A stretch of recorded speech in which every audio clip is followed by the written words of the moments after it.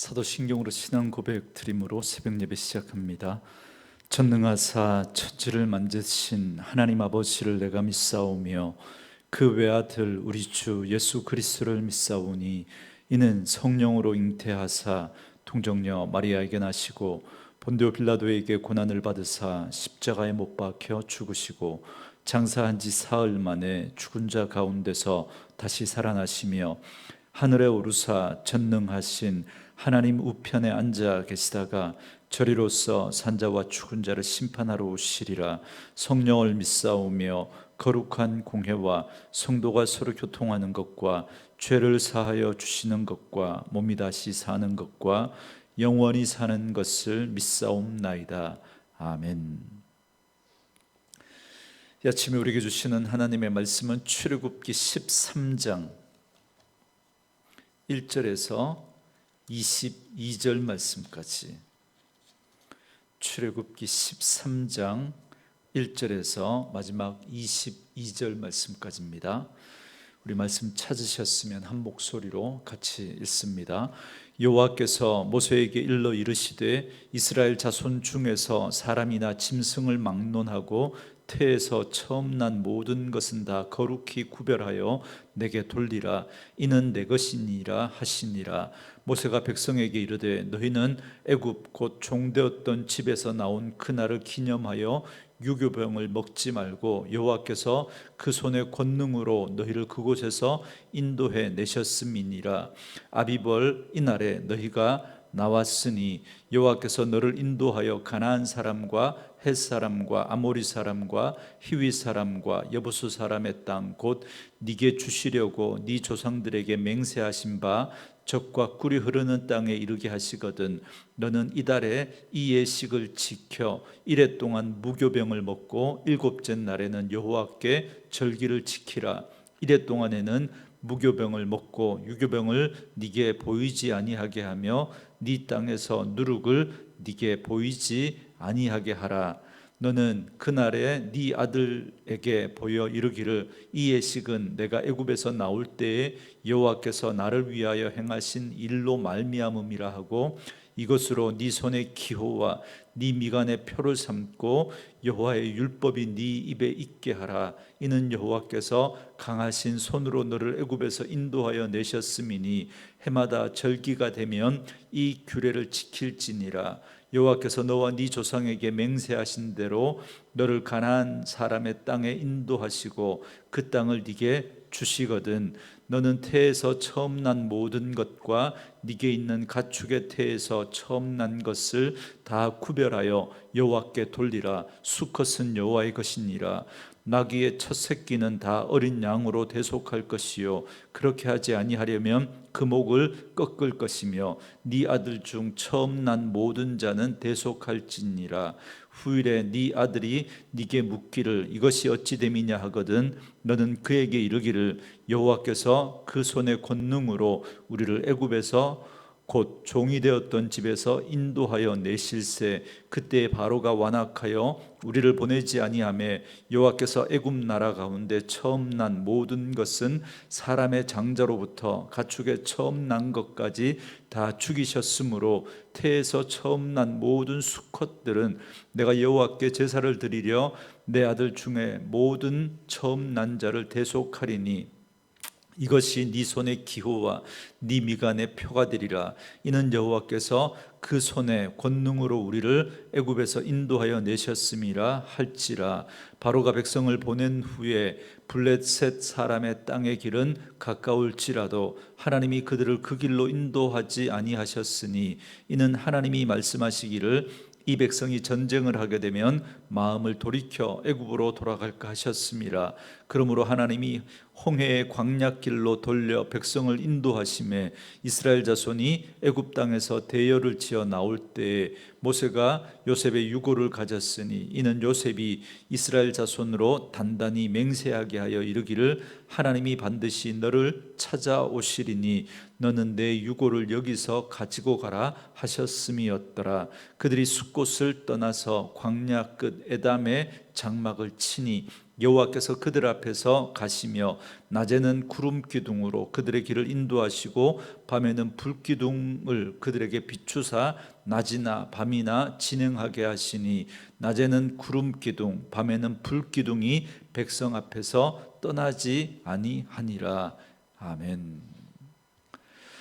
오늘은 함께 읽으신 출애굽기 13장 1절에서 22절 말씀을 중심으로 기억해야 할 인도하심이라는 제목의 말씀으로 잠시 은혜를 나누겠습니다. 이스라엘 백성이 마침내 애굽 땅에서 나왔습니다. 그러나 이스라엘의 출애굽은 단순한 민족의 해방이 아니라 하나님의 백성을 세상으로부터 구별하시는 하나님의 구원 방식을 보여주는 사건입니다. 그래서 하나님은 이스라엘 백성들이 유월절의 의미를 보다 분명하게 기억하기를 원하셨습니다. 그래서 하나님은 이 출애굽 사건을 기념하는 유월절과 무교절에 대해서 거듭 말씀해 주고 계신데요, 오늘 본문은 여기에 대해서 다시 한번 반복해서 말씀하시는 내용입니다.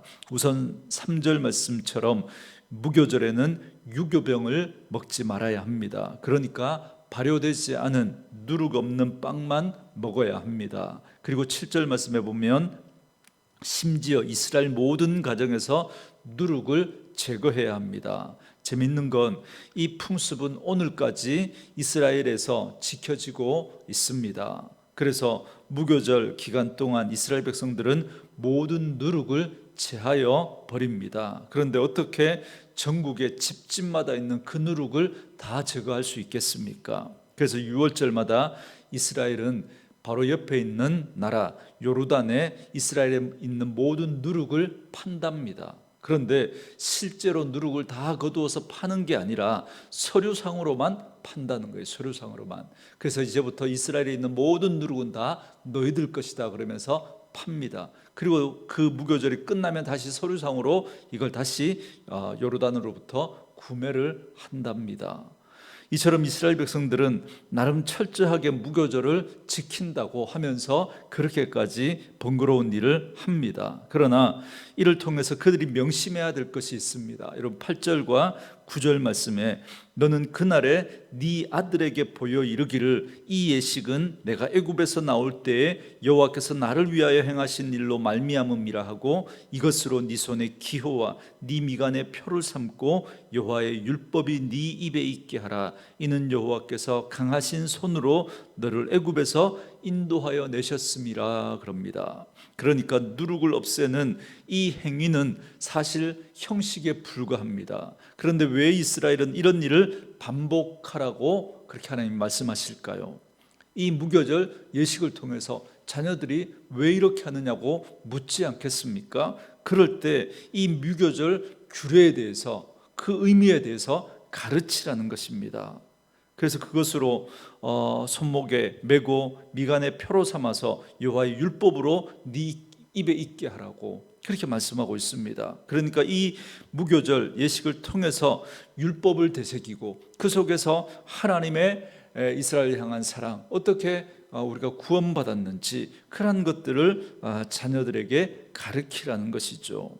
그래서 이처럼 누룩을 제하여 버리는 그 행위를 통해서 그 누룩을 버리는 거잖아요. 그러니까 애굽에서의 그 죄악된 삶을 버리라는 겁니다. 애굽에서의 그 가치, 세상의 가치와 문화와 그 패턴과 그 정신을 버리라는 것입니다. 그러나 이스라엘 백성들은 가나안에 들어가서 어떻게 했습니까? 누룩은 내어버렸지만 그 형식은 열심히 지금까지 지키고 있지만, 그러나 애굽의 가치와 애굽의 문화와 애굽의 패턴과 애굽의 정신은 그대로 유지하려고 합니다. 그것이 바로 이스라엘이 망한 이유입니다. 그들은 애굽에서의 삶의 방식을 끊어버리지 못했던 거죠. 그래서 하나님은 그들의 힘으로 하나님을 그들의 힘으로 삼는 것이 아니라 칼과 창과 은금이 그들을 지켜줄 줄로 알았습니다. 그래서 그들은 수많은 병거와 군사와 금과 은을 비축했습니다. 그러나 그러한 것들이 그들을 끝내 지켜주지 못했죠. 결국 이스라엘은 이방 나라에 의해서 무너지고 성전도 파괴되고 모든 금은 보화를 다 빼앗겨 버리고 마는 것입니다. 그렇기 때문에 오늘 우리는 이 무교절과 유교절 규례를 통해서 우리는 늘 기억하고 명심하고 또 자녀들에게 가르쳐야 할 것은 바로 세상의 누룩을 주의하라는 것입니다. 여러분, 세상적인 이 삶은 마치 누룩과도 같습니다. 언제나 부풀려져서 좋아 보이고 크게 보이기 마련입니다. 그래서 우리를 허영과 교만에 빠지게 만듭니다. 그렇기 때문에 우리는 늘 이런 세상적인 이 새 속에 물들지 않도록 늘 하나님의 말씀을 읽고 묵상하고 그 말씀을 들으면서 하나님의 가치를 우리 심령 가운데 담아 놓으셔야 합니다. 그래서 믿음은 결국 가치관의 싸움이다. 늘 말씀드리죠. 세상의 가치를 붙들 것인가 아니면 하나님의 가치를 붙들 것인가. 세상의 가치는 마치 누룩과 같아서 부풀려져 있고 그럴듯하고 크게 보입니다. 화려하게 보입니다. 그러나 실상은 그것이 우리를 망하게 하는 것이죠. 좀 거칠어 보여도 정말 이렇게 하면 지는 것 같고 손해보는 것 같지만 결국 하나님의 말씀에 가치를 붙들고 살아가는 것이 우리가 사는 길이고 그것이 우리를 복되게 하는 길인 줄 믿습니다. 말씀으로 이 하루를 시작하는 저와 여러분에게 이 하나님의 가치가 분명하게 세워질 수 있게 되기를 주의 이름으로 축원합니다.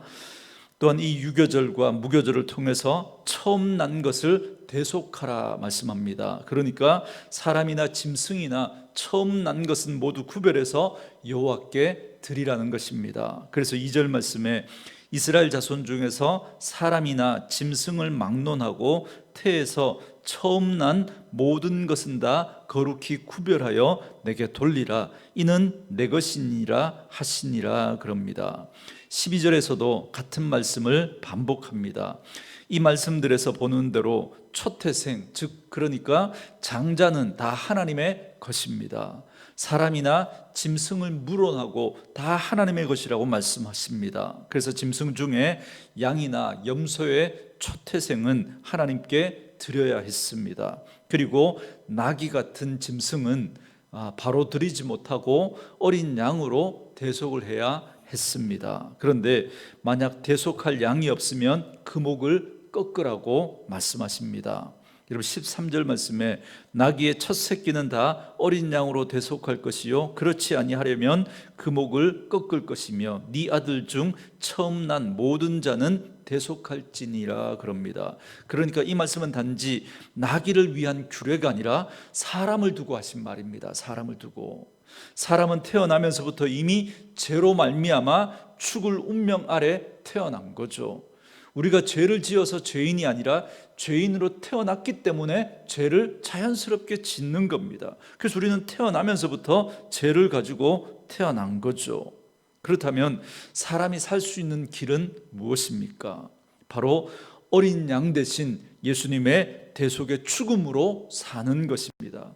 이것을 믿느냐 믿지 않느냐는 나귀를 대속할 어린 양이 있느냐 없느냐 이것과 똑같은 겁니다. 그래서 믿지 않는 자들은 대속할 어린 양이 없는 나귀와 같이 목이 꺾이게 되는 것이죠.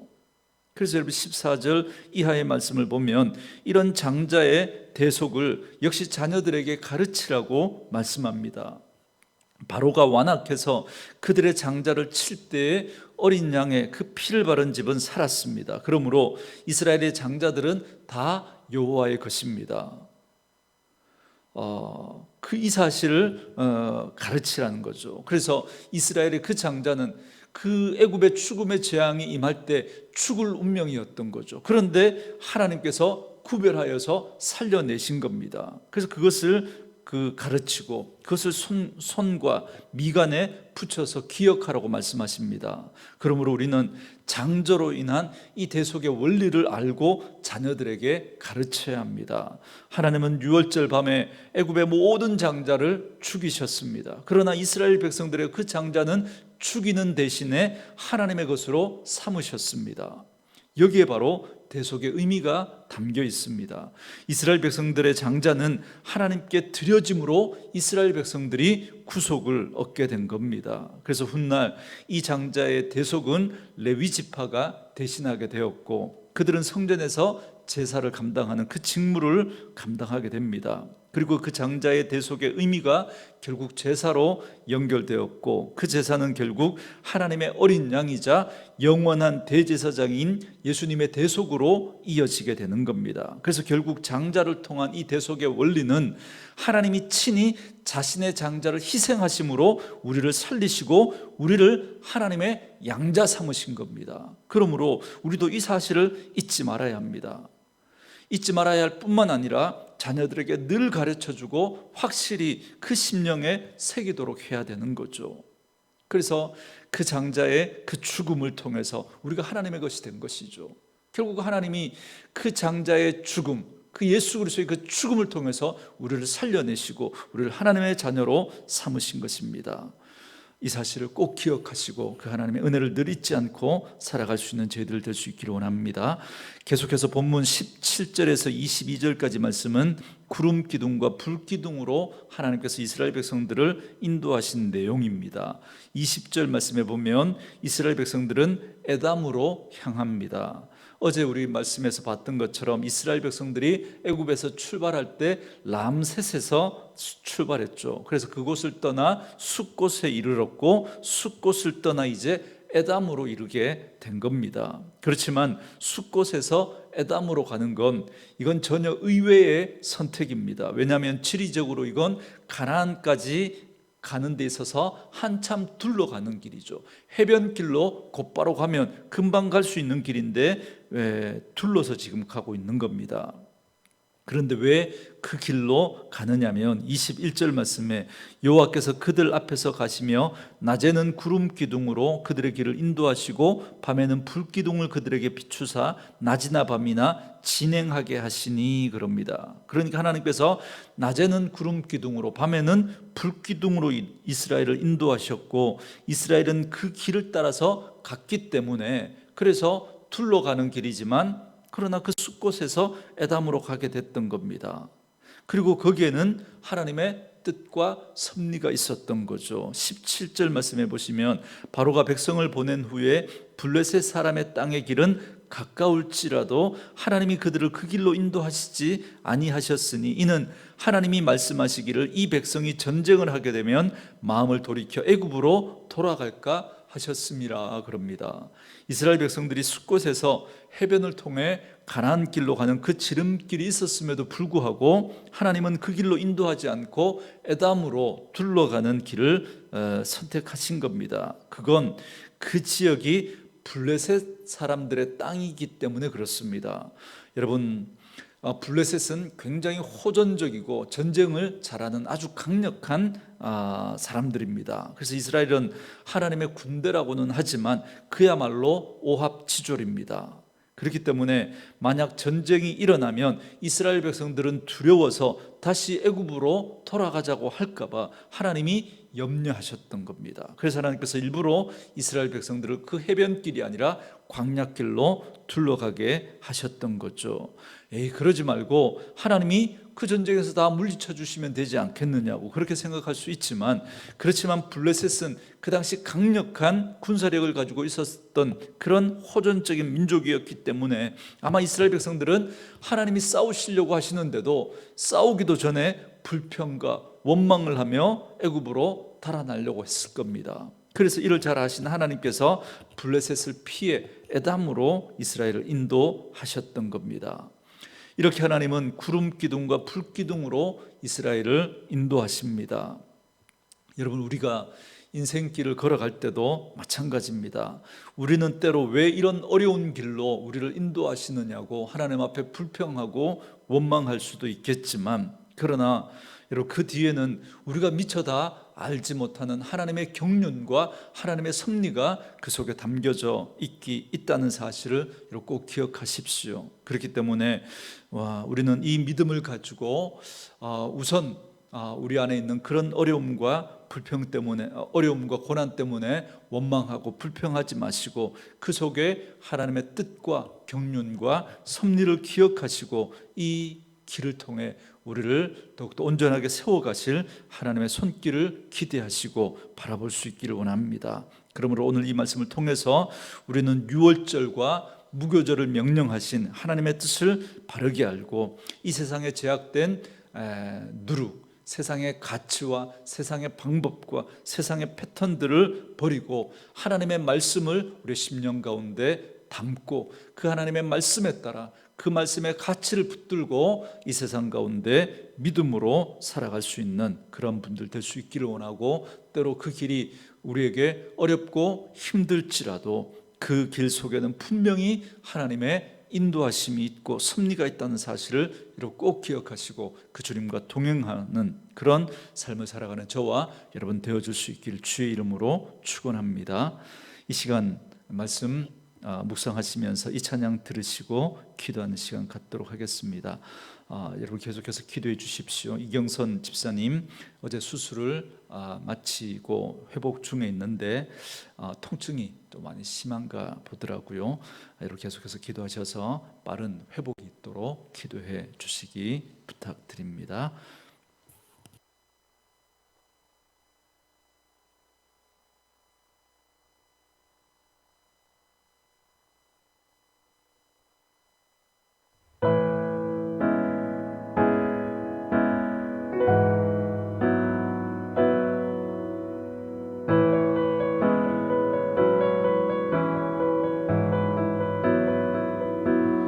안개 속에서 주님을 보내 아무도 없을 것 같던 그곳에서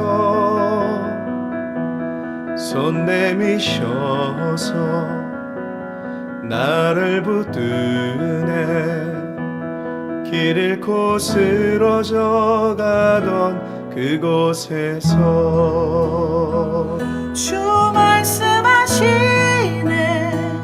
내 손 잡으라고 내가 곧 길이요 진리 생명이니 나 그 길을 보내 주 예비하신 곳 다른 길로 돌아서지 예수의 길 그 좁은 길 나는 건네 주 손잡고 그 무엇도 두렵지 않네 주님 주신 약속 내게 있으니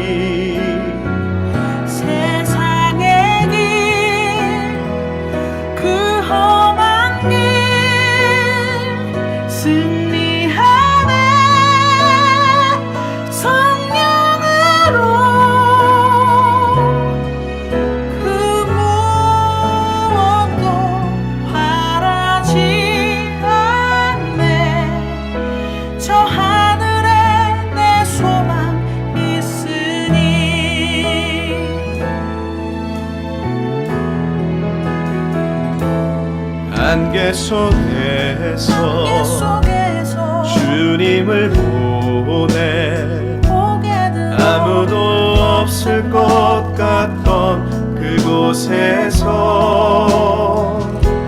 손 내미셔서 따스한 나를 붙드네 주님의 손 길 잃고 쓰러져 가던 그곳에서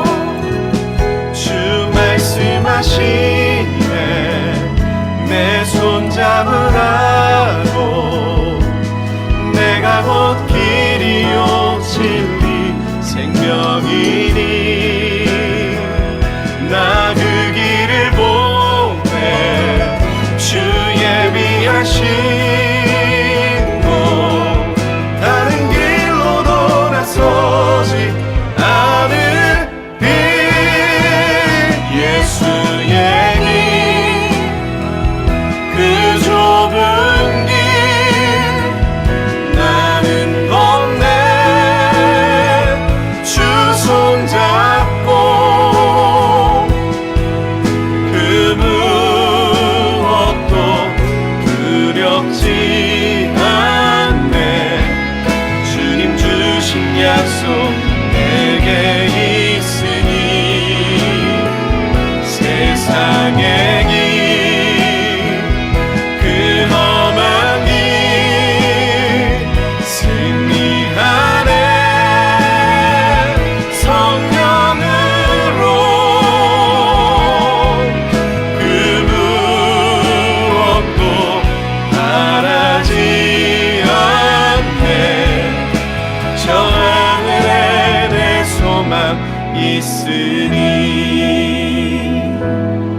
안개 속에서 주님을 보내 아무도 없을 것 같던 그곳에서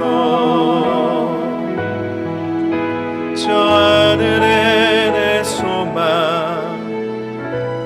있으니